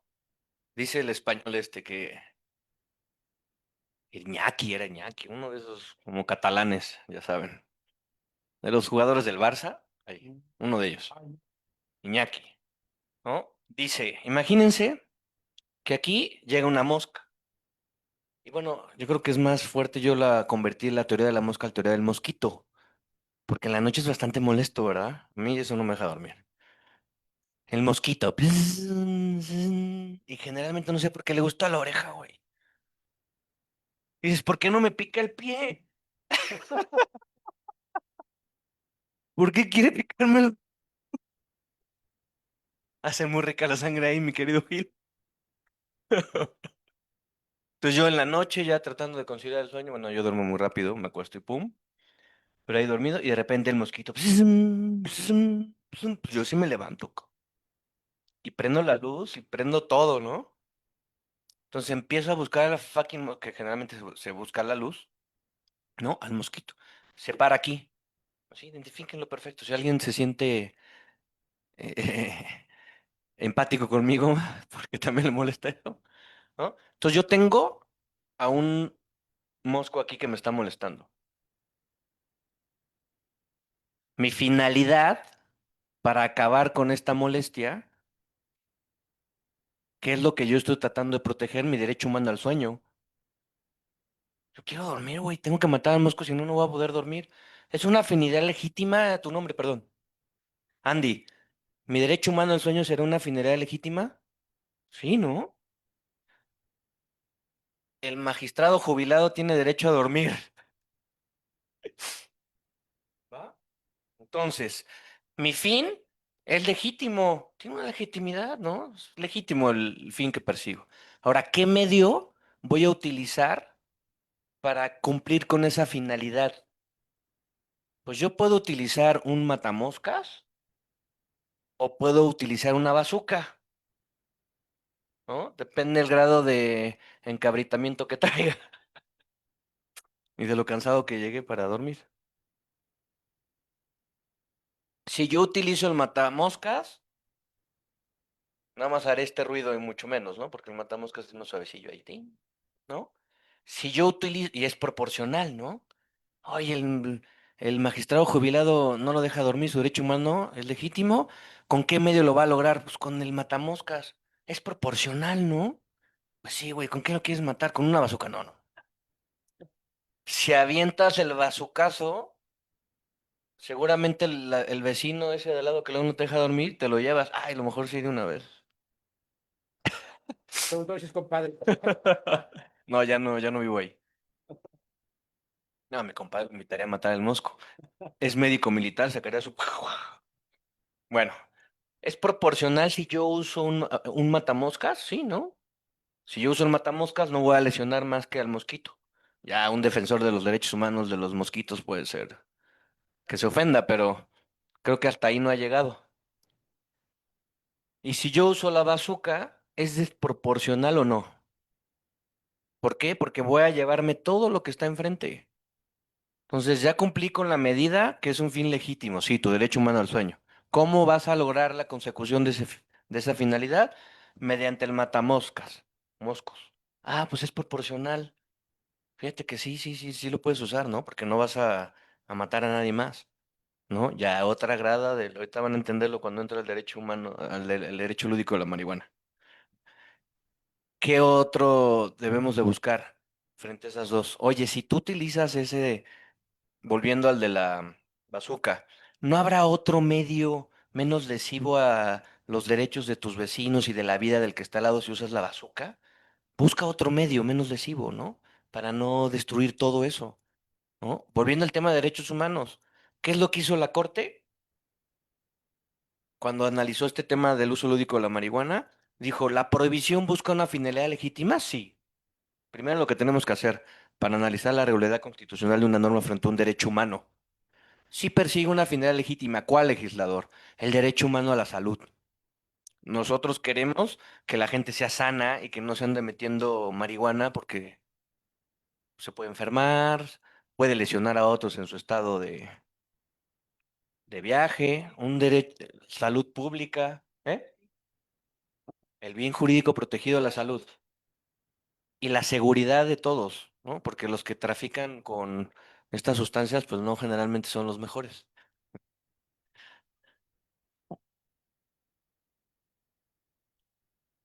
¿Es proporcional la medida? ¿La prohibición absoluta del uso lúdico de la marihuana es proporcional? Se pregunta la Corte en esa sentencia. ¿No habrá otro medio menos lesivo? Porque cuando tú, una de las violaciones más graves a derechos humanos es la anulación completa del derecho humano. Si ustedes están frente a un asunto así donde mi derecho humano se ve anulado completo, se acabó. Es inválida esa restricción a ese derecho humano, esa invasión a ese derecho humano. Es inconstitucional, violatorio de derechos humanos. Anula completamente mi derecho humano al libre desarrollo de la personalidad a través de lo que yo concibo para mi felicidad, que es echarme un churro. Estoy hablando de las partes, ¿eh? Al rato va a decir que no, ya no te vuelvo a invitar, compadre. Ya todo el mundo llegaba aquí felicillo a las clases. Entonces, no, cada quien cada lo que quiera. A mí me gusta el alcohol, no el tabaco. Entonces, cuando la Corte analiza que es una restricción absoluta, se pregunta si hay otro medio. Y ahí la Corte desarrolla, oye, pudiste haber utilizado políticas públicas de prevención del uso de la marihuana, ¿no? Por la salud. De, oye, no fumes marihuana como lo haces con el tabaco. No, ahora ya ven que cuando los que fuman compran, ahí ves, ay, oye, ¿qué es eso, no? Pues es un pulmón. Sí lo han visto, ¿no? Yo no fumo, ni tabaco, ni nada, ni vapers, ni vipers, o cómo se llaman esos, vapeadores. Pero cuando lo ves, esas fotos son impactantes, ¿no? Pues sí, pues esa persona lo ve, lo sabe, pero su derecho humano a la felicidad es querer fumar, ¿no? Entonces la Corte hace un ejercicio de si hubo otros medios menos lesivos, porque lo anula completo. Y la Corte concluye no, hizo estudios comparativos de, a ver, dicen que la marihuana, y según la Corte en un estudio que cita en esa sentencia, hace más daño el tabaco que la marihuana. Seguramente habrá estudios que dicen lo contrario, pero la Corte tenía que llegar a una decisión bajo la protección del derecho humano. Ahí se acabó la grada del principio de proporcionalidad, porque la Corte dijo, estás anulando completamente el derecho. Había otras medidas menos restrictivas del derecho humano al libre desarrollo de la personalidad, y tú, legislador, optaste por la que anuló todo ese derecho humano. Hay temas más profundos en la sentencia, busquen las tesis, lo invito a que los hagan porque ahí les van a dar temas muy importantes de la interpretación conforme de la Constitución, que es fundamentalmente lo que les decía de cuando analices la regularidad, por ejemplo, en este caso, ¿la podemos interpretar conforme a la Constitución? No, no se puede. ¿Por qué? Porque es absoluta la prohibición. La norma dice, está prohibido esa sustancia, ¿no? ¿Cuáles fueron los efectos de la sentencia? Esos son interesantes, porque se dijo que, bueno, ya les dimos el derecho humano al uso lúdico de la marihuana, pero pues, sigue siendo un delito.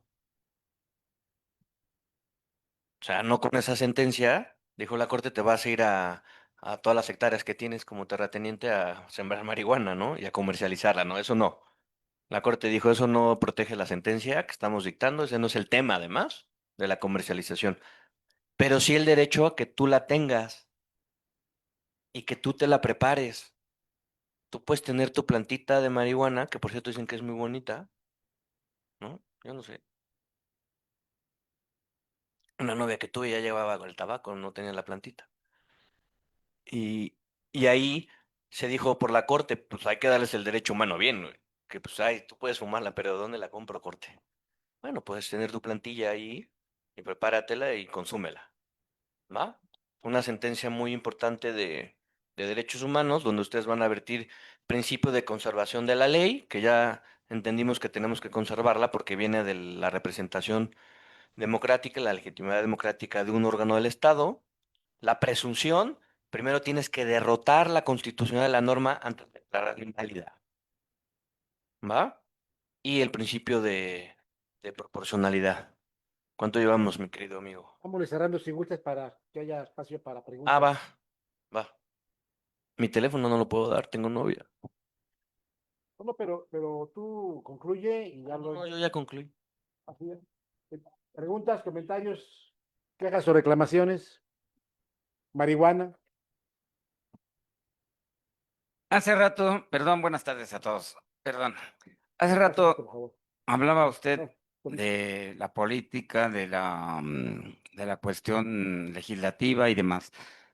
¿Está de acuerdo en que cuando la política se, se mezcla con el derecho, la justicia huye despavorida? Número uno. No, nosotros no oímos, ¿eh? Más bien nos destruyeron por derechos. Nosotros nos dedicamos a proteger derechos humanos, pero sí está de acuerdo que los derechos sociales están por encima de los derechos individuales. Sí, Entonces, le digo esto porque ayer un muchacho salió de la oficina para fumarse un churro, sí. ahorita que hablaba de marihuana, y entonces, transitando, lo detuvo un patrullero Ajá. y lo subió, obviamente para extorsionarlo. Ah, Le dijo, claro. no tengo dinero, ahí por la tesorería estaban los del PDI, los de la PDI, se metió al banco para bajar la aplicación, retiró los 300 pesos que le ofreció, lo que le pidió, que usted diga, y finalmente se espantó el policía y se fue. Entonces, el derecho humano a fumar marihuana en la calle, pues sí, sería muy personal, pero también causaría molestias al, al grupo de personas. Por eso dice que mi derecho a fumar termina donde empieza tu derecho a respirar. ¿Sí? ¿Estamos? Su Ah, nombre, perdón. Francisco Vázquez Arroyo. Francisco, mucho gusto. Por allá había una mano. Si me dicen su nombre, por favor, para romper el hielo. Hombre, Hola, mucho gusto. Me llamo Ricardo Castañeda. Tocayo. Claro. Bueno, yo quisiera comentarle que, bueno, yo tengo un estudio, estoy haciendo un estudio exactamente sobre el cannabis y me pareció ahorita interesante su tema. También, bien lo dijo ahorita, ¿dónde uno la puede ir a comprar? También, pues, el problema de aquí es que pues la tenemos despenalizada, ¿verdad? Porque en la Ley General de Salud dice que nos permite traer 5 gramos. El problema es, como usted dice, hay personas pues que no tienen semillas o eso y también pues buscan algún lugar donde comprarla. Yo creo que también debería de hacerse bueno, los legisladores de aquí de México deberían de hacer un derecho comparado con los países que ya la tienen regularizada ya con el vecino, con el estado vecino que es Norteamérica, ya que en Washington y en California están legalizadas y todo lo que se produce a partir de eso lo mandan para estudios científicos y ahora sí que para también para efectos de ir separando a las personas que apenas van empezando a consumir de esa parte de la droga, ¿verdad? ¿Usted qué consejo me podría dar para poder aportar en mi estudio doctoral en la tesis? Aquí, ahorita que tocas ese tema, tocayo, Corte, y se me había olvidado, la Corte vinculó al Congreso de la Unión a emitir una normatividad general para regular el uso lúdico de la marihuana. Le puso un plazo en el siguiente periodo de sesiones para que lo hiciera y ya pasaron 5 o 6 años de esa sentencia y el Congreso de la Unión sigue en estado de incumplimiento de la misma. Ese es un tema de tipologías, donde cuando se advierte la violación al derecho humano, la inconstitucionalidad de la ley, ¿qué hace el Tribunal Constitucional? En este caso hizo un uso de tipología de sentencias intermedia o colaborativa para que fuera el Congreso el que subsanara y emitiera una normatividad. Hasta donde yo recuerdo de esa sentencia, el que obtiene el amparo tiene el permiso para sembrarla en su casa y tenerla para uso, consumo personal, ¿no? Buscar las semillas. Ahí está interesante dónde legítimamente dónde se podrían comprar, ¿no? Digo, porque comprar creo que siempre hay un amigo que sabe dónde.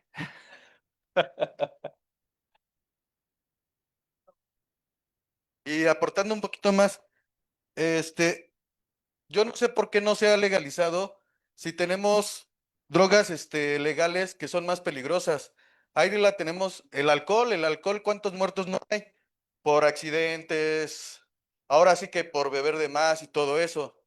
En sí, no se ha tenido un gran estudio, bueno, se han tenido estudios y se han hecho para constatar que el uso de la marihuana, si uno la utiliza, no es como el alcohol, no tenemos ni muertes ni nada tan rápido, ¿verdad?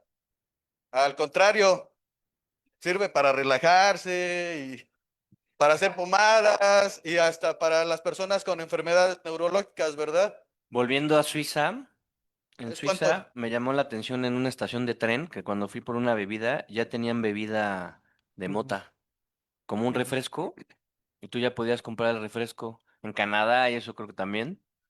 En Alemania. Ajá.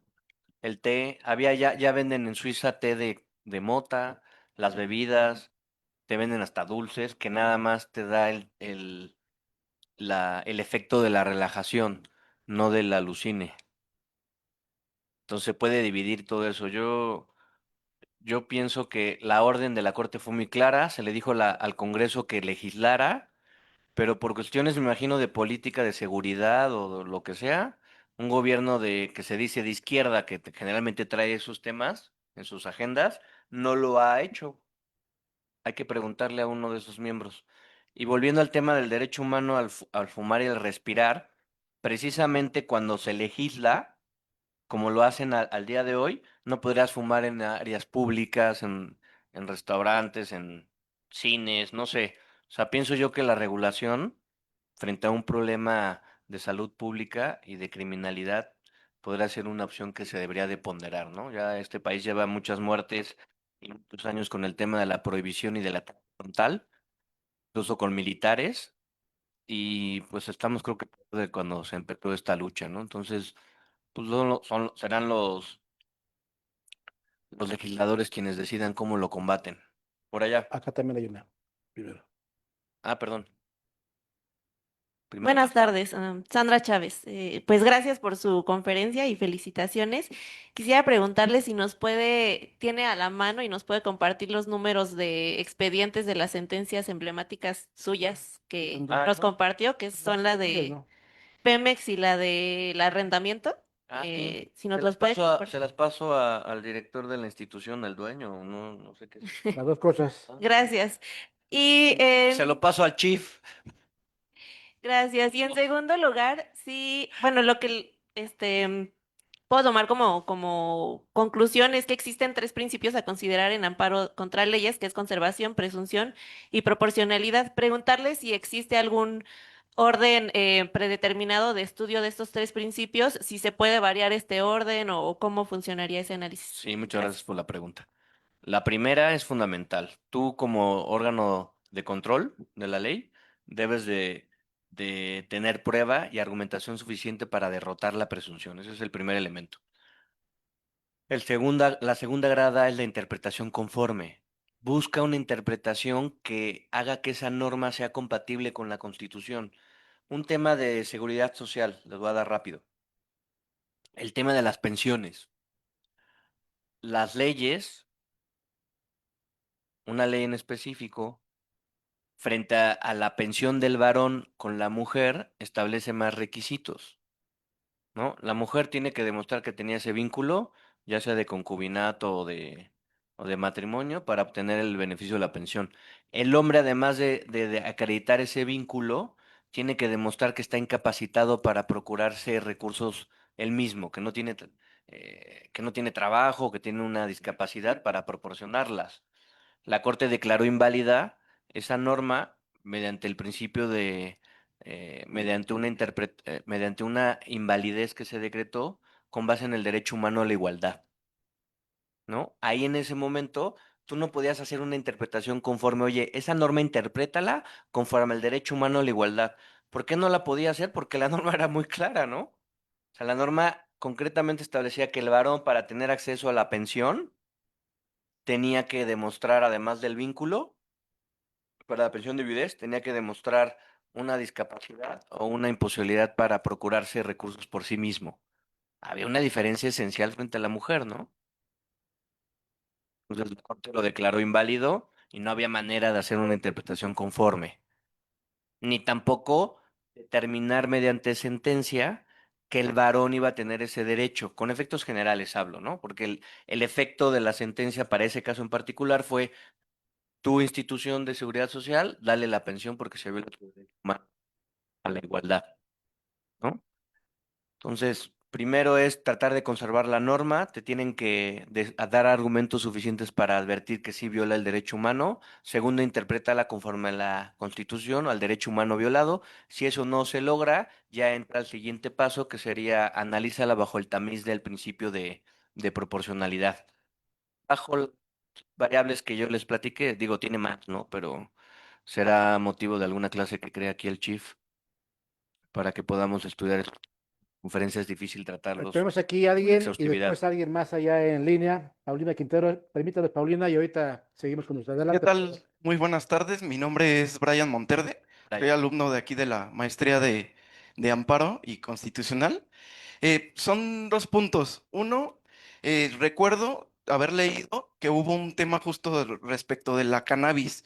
Hubo una familia que tenía a su hija muy enferma y me parece que en Estados Unidos comercializaban el producto y se- no recuerdo si trataron como de importarlo, pero hubo todo un enramado jurídico donde se les estaba, pues no se les estaba permitiendo. Entonces, me parece, no recuerdo muy bien, pero creo que hubo una resolución en donde sí le permitieron a esta familia poder ingresar el medicamento que tenía cannabis y podérselo suministrar a la menor.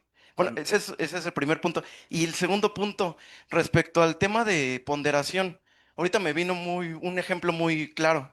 Por ejemplo, cuando se trata de la libre tránsito, libre manifestación, ¿qué es lo que pasa, por ejemplo, cuando se da una protesta, te cierran Tlalpan? Pues estás respetando el libre, ¿cómo se llama? Derecho a La manifestación libertad de de las ideas. expresión. Pero hay muchas personas que, por ejemplo, no alcanzan a llegar a su trabajo por este tipo de manifestaciones. Entonces, aquí se está violando también el libre tránsito y también el acceso al empleo. ¿Por qué? Porque si no llegas a tu trabajo, obviamente vas a tener una consecuencia y por ende te van a correr. Entonces, me gustaría saber, en este caso de ponderación, cuál sería su punto de vista. Claro. El precedente sí existe, el que comentas, y sí recuerdo también que se le dio acceso a esa sustancia. Cuando tienen problemas de motricidad, esas sustancias ayudan a disminuir ese, esa situación de salud, ¿no? Que se presenta en personas con temas neurológicos. Y sí, se ponderó el derecho humano a la salud frente a esa prohibición. Yo tuve un asunto muy interesante en Cuernavaca, otra vez de una norma de seguridad social frente al derecho humano a la salud y a la vida. Ustedes saben que cuando dejan de pertenecer a una institución por la baja que se da en un trabajo, el IMSS en este caso, tienen un derecho de prórroga de conservación del derecho, ¿no? Si no me recuerdo, y aquí el experto me dirá, como 3 meses. Algo así. Son 6 meses, ¿no? Tres, Tres, 3 meses. Después de esos 3 meses 3 meses. se cortan para ti, para tus beneficiarios. El derecho humano que venía la señora era de su hijo, que tenía un tema era de recibir diálisis por temas de salud del riñón, ¿no? Entonces, no sé cuánto tiempo habrá, si hay algún médico o algo, pero no creo que una persona con ese problema de salud 15 días, ¿verdad? Si no puede acceder a las diálisis. Entonces, en ese asunto, vía suspensión, que ahora tiene efectos restitutorios, como si fuera una sentencia de amparo, proteger el derecho humano de manera inmediata, en lo que analizábamos la regularidad constitucional de la norma, que nada más daba 3 meses, vía suspensión le dimos el derecho humano al hijo para que pudiera seguir recibiendo el tratamiento. También me tocó otro tema de derecho humano, también del IMSS, donde no querían cambiarle el marcapasos a un señor. Ahí yo aprendí, estudiando el asunto y platicando con el señor de edad avanzada, que los marcapasos tienen una vida, que tienen como una pila, como 10 años. Y el señor ya llevaba 10 años y casi 11 meses y no se lo querían cambiar. Y ahí estaba clavado el derecho humano a la vida, ¿no? Y otorgar la suspensión para proteger el derecho humano de manera inmediata. Entonces, hablando de materia laboral, ¿no? De temas de derecho. Y el otro tema, la ponderación que tú dices, esa ponderación, los primeros que deben de ejercerla son las autoridades. Desde el artículo primero dice que todas las autoridades del país deben de proteger los derechos humanos a través de los principios lo que dice el primero, ¿no? La autoridad es la primero que hace la ponderación. El legislador también hace esa ponderación.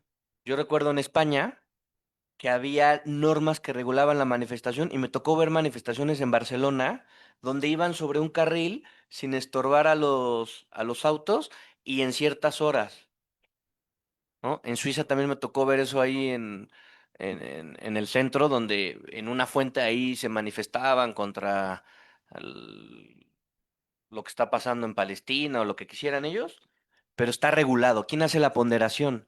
¿La autoridad o el legislador? Vía amparo, pues cuando te llega el amparo y como no es un derecho humano de que sea una suspensión de oficio porque sea de inmediata respuesta, pues cuando se admite y todo eso, pues ya la manifestación ya no está, ¿verdad? Entonces la primera ponderación es la autoridad. En el caso cuando pasa eso, pues el policía le da más peso a la manifestación que a tu derecho humano a llegar a tu trabajo, ¿no? Y hubo casos más alarmantes, ¿no? Hubo gente que tenía que llegar a un centro de salud por una cuestión de vida, embarazos y todo esto, ¿no? Entonces, la primera ponderación es de la autoridad o del legislador. Hasta donde yo recuerdo aquí también ya emitieron una norma de manifestación. Debes de avisar a la Ah, sí, autoridad y claro. debes de decir por qué y en dónde y a qué Y hacia hora dónde vas. y todo eso. Por ahí había alguien de Sí, la... Patricia Quintero, si habilita por favor su audio, Patricia Quintero, para que la escuchemos. Adelante, por favor. Hola, muy buenas tardes. Bueno, yo apenas estoy empezando a estudiar la carrera de la licenciatura en Derecho, pero me llamó mucho la atención que comentaba sobre el principio de proporcionalidad y el ejemplo que daba del mosquito y nos hacía la recomendación como que, ¿no? De investigar un poquito más sobre ese principio. Solo le quería preguntar como que si hay alguna recomendación de algún libro o para poderlo estudiar un poquito más a fondo. Claro, de Robert Alexi, que es la obra primigenia, del principio de proporcionalidad en derechos humanos, no recuerdo bien el Mirta título. García Amado también. Ajá, y hay otro. Hay un colombiano que escribió sobre los derechos fundamentales y el principio de proporcionalidad que ya nos lo tropicalizó y explicó mejor a los latinos, que estudió precisamente con Alexi, egresado de la Alexi. Universidad de Salamanca también. Y ay, ahorita me acuerdo del nombre y se lo dejo al doctor Gil, por favor. Pero ese yo creo que es el que mejor les quedaría, el del colombiano que escribió esa obra del principio de proporcionalidad frente a los derechos humanos. Ay, se me fue su nombre y fue juez constitucional en Colombia. Es muy importante dentro de la doctrina constitucional de derechos humanos para los latinoamericanos porque nos dio muy buenas bases. Te lo paso aquí y lo dejo con él, Paulina, por favor. Muchas gracias, Acuérdenme, por Digo, favor, la obra el fundamental contacto, es ¿sí? la de Para Robert que... Alexi, ¿eh? Robert Alexi. Sí, Ok. pero es más complejo su lenguaje, aún con las traducciones. Ah. Si tú estás ingresando a la carrera, no es muy recomendable. Quédate con el mosquito. Gracias. Y No, de hecho sí lo entendí. hay tesis de la corte, de verdad, Patricia, Paulina, perdón, yo lo aprendí hasta que vi al español este que nos lo explicó así. Pues ¿Va? sí, no, le agradezco Y mucho. hay Yo la tesis verdad con de el corte ejemplo que del si tú lo mosquito me pones, quedó más principio de claro. proporcionalidad, te lo va a entender, pero vienen muy complejos los temas para una recién egresada. Pero espero que te haya dejado la semilla y que hayas entendido un poquito. Yo todavía no lo logro entender, pero Gracias. El del colombiano lo busco así, principios de proporcionalidad los frente derechos a los fundamentales. derechos humanos. Ajá, ajá, ahorita me acuerdo. Ay, se me fue su nombre. Si no me lo pasan Sí, sí. posteriormente, miren, en todos los grupos de chat que se han generado a consecuencia de sus salones de clase, de sus grupos de chat, en todos estoy yo. Entonces, quien esté interesado, me manda mensaje por WhatsApp y lo que me envíe el magistrado jubilado y en retiro, se los comparto con mucho gusto. Y debo decirles que mi querido amigo, el maestro Jorge Loyo, que es también una ametralladora de información en lo que estábamos aquí viendo, me mandó aquí una serie de obras, teoría de la argumentación jurídica de Alexi, bueno, también de Atienza, otro también de García Amado, el juicio de ponderación, varios que yo con mucho gusto los comparto, si me autorizas, mi querido Jorge, para quien me envíe un mensaje con mucho gusto. Y además lo voy a poner entonces en el grupo de nosotros que tenemos aquí uno, para que igual si desean se lo envíen a quien les monitorea su grupo. Ya les dije que siempre en todos los grupos, en todos, tenemos alguien que monitorea y alguien más que puede ser la misma o no, que está encargada de su grupo, le envían un mensaje de WhatsApp, yo les enviaré ellos la información para que se las compartan con mucho gusto. Esto ha parecido una clase de marihuana. ¿Es este?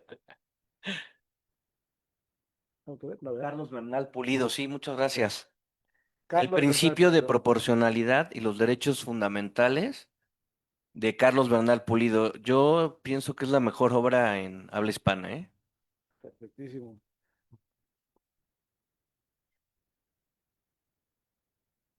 Muy bien. Bueno, con ella nos despedimos. Pamela de León Valle, adelante, por favor, habilite su audio y le escuchamos con mucho gusto. Si le damos atributos para que pueda hacerlo. Adelante, ya está usted. Hola, buenas tardes, Pamela de León. Gracias por sus palabras, excelente ponencia. Una pregunta, y retomando con lo que inició respecto al caso que nos comentaba de el sindicato de Pemex. Mencionó que sí les otorgaron la razón en cuanto a la integración de las comisiones al sindicato minoritario. Sí. Pero, ¿qué pasa ahora sí con la cuestión de la representación sindical? Porque usted, bueno, fue claro y dijo, no se les otorgó ahí la razón porque está en tratados y está en la Constitución. Mi pregunta es, ¿qué pasa en un procedimiento de huelga por firma de un contrato colectivo de trabajo inicial? El sindicato representante tiene su constancia, se inicia el movimiento, la huelga estalla. Una vez que ya existe la suspensión de labores, digamos que el sindicato titular, ya no supieron más de ese sindicato titular y pues obviamente las huelgas llevan tiempo, pero con el paso del tiempo los trabajadores, haciendo uso de su libertad sindical, deciden afiliarse a otro sindicato. ¿Sí? Claro está que en el proceso de la huelga, pues este otro sindicato no puede tener interferencia. Puede tener la representación, perdón, no puede tener la representación porque no cuenta con la constancia de representatividad, porque la Ley Federal del Trabajo tiene una limitante en el 387. Movimiento de huelga, la vigencia de la constancia se va a prorrogar en tanto se finalice. Entonces aquí, y respecto a la ponderación, el principio de ponderación, son dos derechos, sí, la representación sindical y también está la libertad sindical, también contenida en tratados internacionales. Aquí en este aspecto, ¿cómo eh, se realiza esa ponderación? No sé, ¿qué es lo que pues sí, qué es lo que se debe analizar? Porque entendiendo la naturaleza de la constancia, es que inicialmente contó con el respaldo de los trabajadores, o al menos el 30%. Pero al pasar del tiempo, si la mayoría de los trabajadores deciden afiliarse a otro sindicato haciendo uso de su libertad sindical, pero el procedimiento está vigente, el procedimiento de huelga está vigente, ¿cómo se pondera ahí? ¿Cuál es la cuestión? Si son dos derechos contenidos en tratados, en la Constitución, ¿cómo se realiza esa ponderación? La libertad de afiliarse o no afiliarse a un sindicato, o sea, desincorporarse e incorporarse a otro, también está reconocido por la jurisprudencia de la Corte. En un caso de huelga en donde estamos frente a una situación que se está viviendo en este momento y que uno de las partes tiene uno de los sindicatos tiene la representatividad, el documento que mencionabas, de la constancia de representatividad, difícilmente el órgano que está llevando la huelga, de entrada, cuando una vez que se decreta la suspensión de actividades, son las partes las que deben de llegar a la negociación. El juez ya nada más está ahí como tratando de llegar a la conciliación porque se acaba su jurisdicción. Su jurisdicción se da antes para verificar los requisitos de la suspensión de las labores, de la huelga, la finalidad, todos estos temas. La existencia, ahora que ya los patronos la pueden hacer valer o de oficio y todos estos temas. Entonces, ya estando en el problema, ya no es ponderación de la autoridad jurisdiccional que lleva el procedimiento. Ahí ya la ponderación, pienso yo que bajo el principio de seguridad jurídica, si ya llega un órgano, otro sindicato y dice, oye, yo ya tengo la mayoría, ¿eh? Y yo quiero levantar, me imagino que por ahí va la pregunta, yo ya quiero levantar la suspensión mira, sí dijo que sí. Yo ya quiero levantar, porque a Pamela le faltó esa parte, pero por ahí debe de ir la bala. Ya quiero levantar el estado de huelga, no tendría la legitimación aun cuando demostrara la desincorporación y la afiliación, porque también hay tomas de nota y todos estos rollos. Los procedimientos son lentos y no se llegaría a ese momento, ¿no? Entonces sí creo que la ponderación está entre las partes, porque ya estamos en un momento de la huelga en donde la conciliación es entre ellas, ¿no? Ahí tenemos un caso, creo que en el norte, donde una de estas empresas mineras que tardaron tantos años en huelga, ¿no? Y creo que todas siguen, ya no recuerdo el levantamiento. Pero por ahí iría Pamela, la ponderación sería entre las partes, o sea, el órgano ya incluso ya no tiene vela en el entierro. Pero sí reconozco la, la situación de la gravedad de la suspensión y de que ya no tenga esa representación, ¿no? También hay un procedimiento para que quitarle esa También, claro, a ese sindicato. de tentación. Ajá. Ahora que voy a litigar, les dejo mi número. ¿Qué no quedamos si ya te vienes conmigo? También. Muy bien, pues la verdad es que quiero agradecer y reconocer a nuestro querido Ricardo Manuel Martínez, porque la presentación no dice Manuel y ya me reclamó que no dice Manuel, es Ricardo Manuel, por su espléndida plática. Creo que ha hecho gala de que conoce y domina el tema. Ha sido una plática en la cual, con su manera de ejemplificar, nos ha dejado muy claro ponderación, proporcionalidad, principios elementales básicos, legitimidad, etcétera, que nos lo llevamos como un bagaje de aprendizaje muy importante. Y quiero desear muchas gracias, mi querido Ahora sí. Ricardo. Y con esto vamos a concluir esta sesión del día de hoy. Creo que merece un fuerte aplauso, ¿no?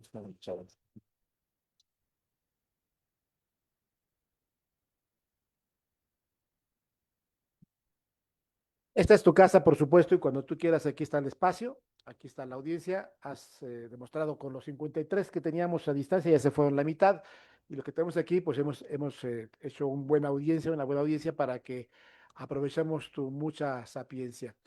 Y quiero hacerte entrega de un reconocimiento, si me lo permites.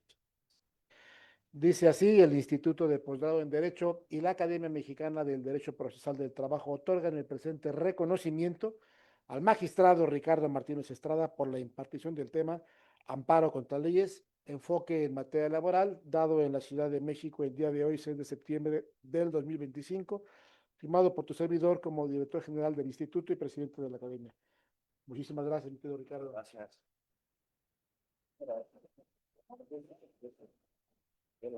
Ponte en medio.